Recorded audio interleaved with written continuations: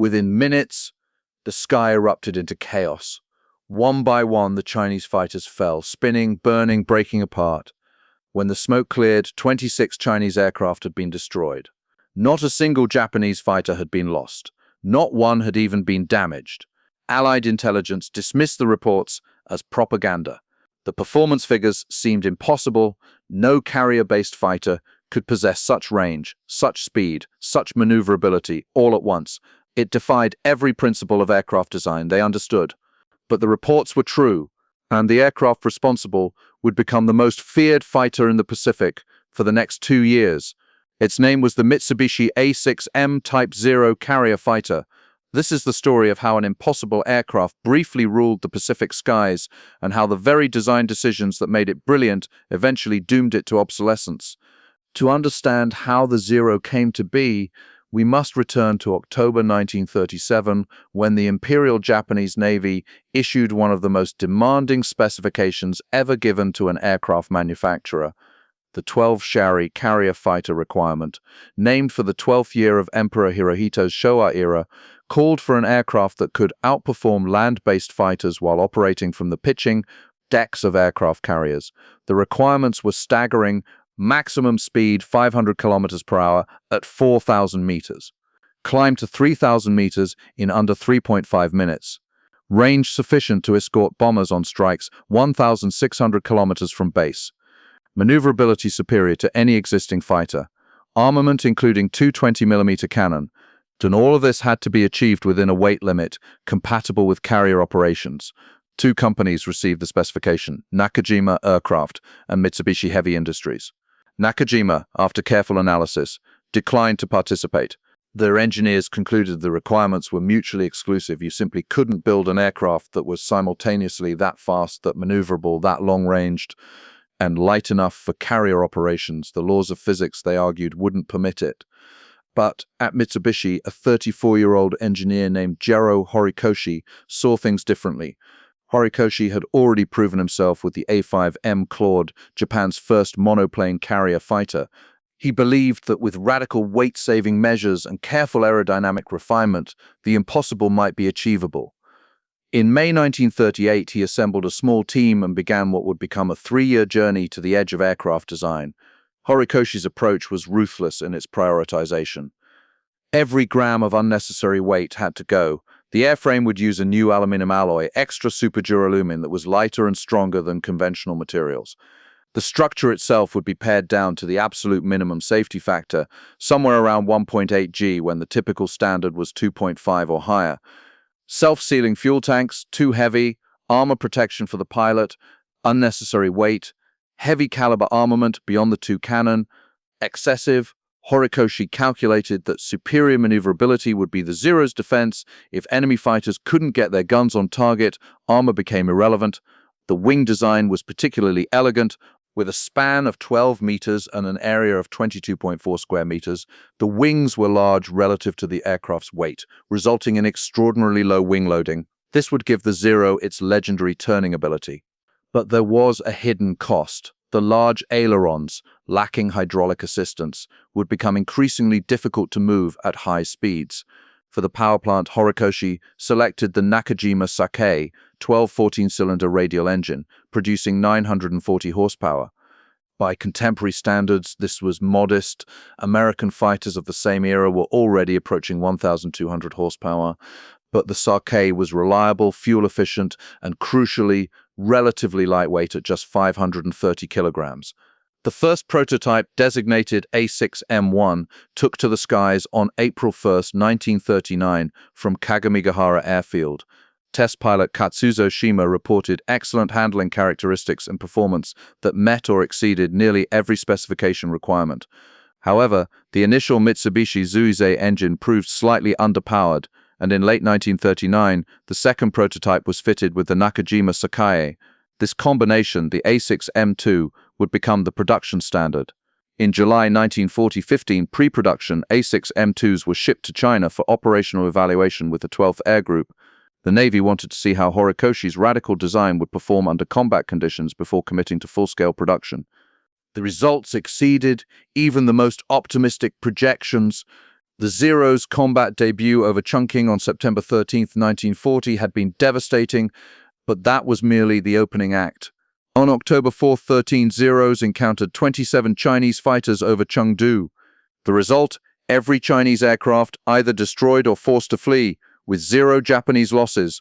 The Chinese Air Force, which had fought the Japanese to a bloody stalemate for 3 years, effectively ceased offensive operations within weeks. For Allied intelligence officers studying these engagements, the reports seemed too incredible to be trusted. Surely combat stress or propaganda was inflating the Zero's capabilities. The alternative that Japan had somehow leapfrogged Western fighter design was simply too uncomfortable to accept. They would learn the truth at Pearl Harbor. On December 7, 1941, 420 Japanese aircraft launched from 6 aircraft carriers to strike the U.S. Pacific Fleet. Among them were 78 A6M Zeros flying combat air patrol and strafing missions. American pilots, many caught on the ground or just getting airborne, stood no chance. The few P-40 Warhawks and P-36 Hawks that managed to engage found themselves horrifyingly outmatched. The Zeros could turn inside anything the Americans could fly, and their 20mm cannon, far more powerful than the American .50 caliber machine guns, were devastatingly effective. In the first 3 months of the Pacific War, from Pearl Harbor through the Dutch East Indies campaign, Zeros claimed 471 aerial victories while losing fewer than 40 of their own aircraft in air-to-air combat. That's a kill ratio approaching 12-1, a figure unmatched by any fighter aircraft in history up to that point. The psychological impact was profound. American, British, Dutch, and Australian pilots faced an enemy fighter that seemed invincible. In the Philippines, at Singapore, over Rangoon and the Dutch East Indies, the pattern repeated endlessly. Allied fighters went up, Allied fighters fell down. The Zero could outclimb them, outturn them, and often outrun them in level flight. And its range, the ability to appear hundreds of miles from any known Japanese base, created an aura of omnipresence. Consider the words of Saburo Sakai, the Zero's third highest scoring ace with 64 confirmed victories. Writing about the early war period, he described the Zero as a beautiful weapon that gave him absolute confidence in combat. When I climbed into the cockpit, he recalled, I knew that no Allied fighter could match my aeroplane in a turning fight. The problem was not whether I could shoot them down, but how many I could destroy before I ran out of ammunition. But there were warning signs visible to those paying attention.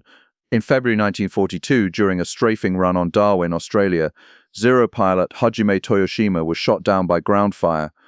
Before bailing out, he set fire to his aircraft, standard Japanese practice, to prevent capture. But crucially, the Zero's construction burned quickly and completely. Wreckage analysis showed an aircraft built with minimal structural redundancy and no armor protection whatsoever. Then came the Battle of the Coral Sea in May 1942, the first carrier versus carrier engagement in history. For the first time, Zeros encountered American pilots who had begun to understand their enemy. The Americans noticed something crucial. While the Zero could outturn them in a twisting dogfight, American fighters, particularly the F-4F Wildcat, were faster in a dive and far more durable. Lieutenant Commander John Thach, a brilliant tactical thinker, had already been developing a counter-tactic. Using tabletop models, he'd worked out a defensive weave pattern where pairs of Wildcats would crisscross each other's flight paths. When a Zero pursued one Wildcat into a turn, it would fly directly into the guns of the second Wildcat. Thach called it the beam defense position, but history knows it as the Thach weave. He first employed it in combat at the Battle of Midway on June 4, 1942, flying with just 6 Wildcats against a formation of Japanese bombers escorted by Zeros. Thach's squadron was heavily outnumbered, but the weave worked. While his wingman was being pursued by a Zero, Thach rolled into position and shot the enemy fighter off his tail. The tactic turned the Zero's greatest strength, its maneuverability, into a liability. By staying in their weave, the Americans could avoid committing to the turning fight where the Zero excelled.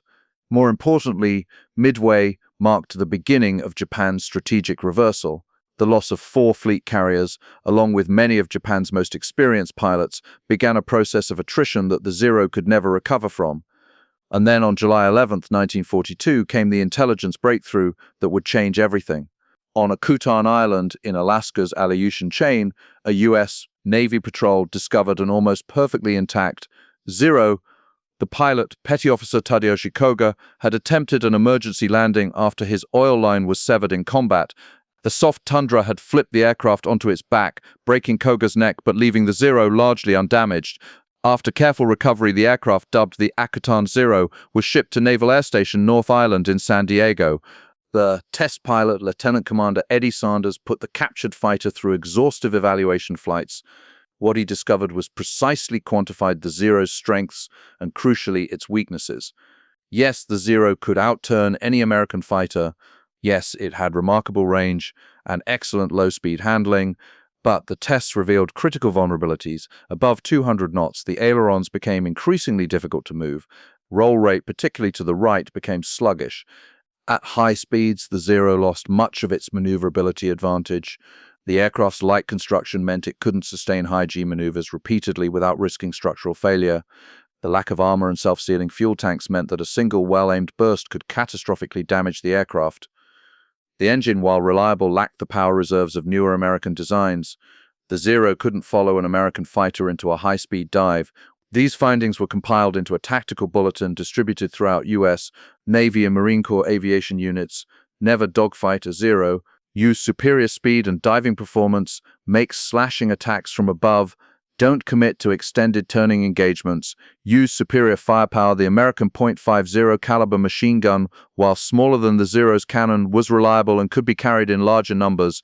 The directive was clear: fight the Zero on your terms, not his.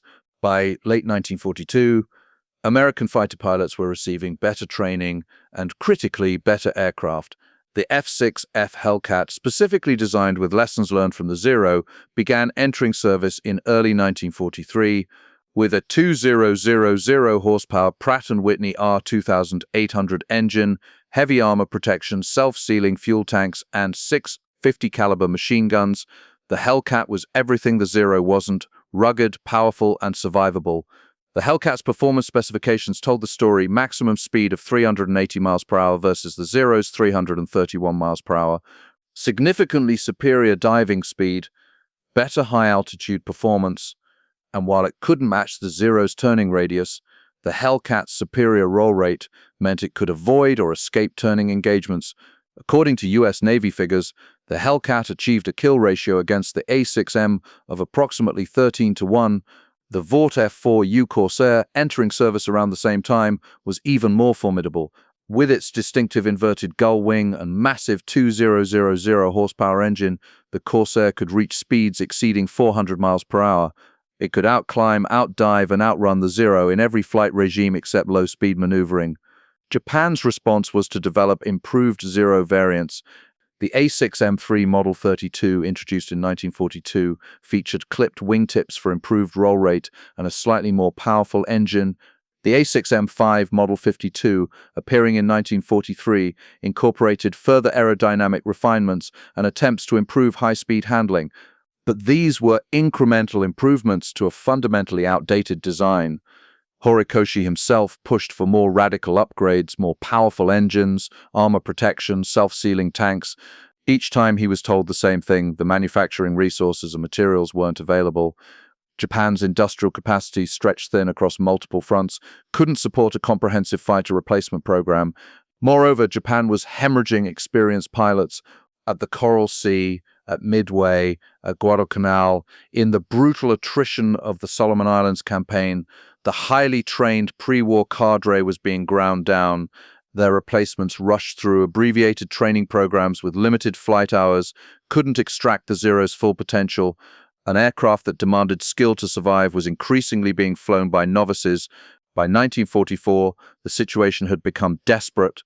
Zero variants like the A6M5C attempted to add armor and heavier armament, but the additional weight degraded the aircraft's performance without meaningfully improving survivability. The A6M8, intended as a comprehensive upgrade with a more powerful engine, arrived too late and in too small numbers to matter. In October 1944, during the Battle of Leyte Gulf, Zeros began carrying out organized suicide attacks, the dreaded kamikaze missions. For an aircraft designed to dominate through superior skill and agility, this represented the ultimate admission of failure. When your fighter can no longer compete in air-to-air combat, turning it into a manned cruise missile becomes a grim calculation of diminishing returns. Saburo Sakai, who survived the war, would later write with profound sadness about watching young pilots' boys really climb into Zeros for their final flights. The Zero had not changed, he observed, but everything else had. We were sending children to fight in an aircraft that belonged to 1940 against enemies' flying machines from 1944. It was not war, it was murder. Production of the A6M Zero finally ceased in August 1945 with Japan's surrender. Over 6 years, a total of 10,939 aircraft had been built, more than any other Japanese military aircraft of the war. Mitsubishi produced 3,879, Nakajima built 6,215, and various other facilities accounted for the remainder. The last combat sorties flown by Zeros occurred on August 15, 1945, the day Emperor Hirohito announced Japan's surrender. Even then, small groups of diehards attempted intercept missions against B-29 bombers. They were hopelessly outmatched. Of the nearly 11,000 Zeros produced, only a handful survived today. Most were destroyed in combat, scrapped after the war, or lost to the elements in the jungles and islands of the Pacific. Currently, only 2 A6M Zeros remain airworthy, one flying with the Commemorative Air Force in Texas, and another, a Model 52, flying with the Planes of Fame Museum in Chino, California. Several other examples are undergoing restoration, and perhaps a dozen more exist in museums worldwide as static displays. The Zero's historical significance is complex and, in many ways, contradictory. On one hand, it represented a genuine leap forward in fighter design for its time. Horikoshi's team solved problems that Western designers had deemed unsolvable, creating an aircraft that dominated its theater of operations for nearly 2 years. The Zero proved that Japanese engineering could match or exceed Western capabilities, a lesson that had profound implications for how the Allies prosecuted the remainder of the war. Yet the Zero also perfectly embodied Japan's strategic misjudgment. It was an aircraft designed for a short, decisive war, a weapon to achieve quick victories and force a negotiated peace. Its lack of protection, its inability to be meaningfully upgraded, its reliance on highly trained pilots, all of these made sense if the war ended in 1942. But when the conflict became a prolonged industrial struggle, every one of the Zero's cost-saving measures became a fatal liability. There's a persistent myth that the Zero was dominant until 1943 and then suddenly obsolete. The reality is more nuanced. The Zero was never invincible. It simply faced inferior opposition for its first year of combat. Once Allied pilots understood its weaknesses and received training and tactics to exploit them, the Zero's advantages diminished rapidly. And once Allied industrial might produced superior aircraft in overwhelming numbers, the Zero's fate was sealed. To his credit, Jiro Horikoshi never claimed his creation was flawless.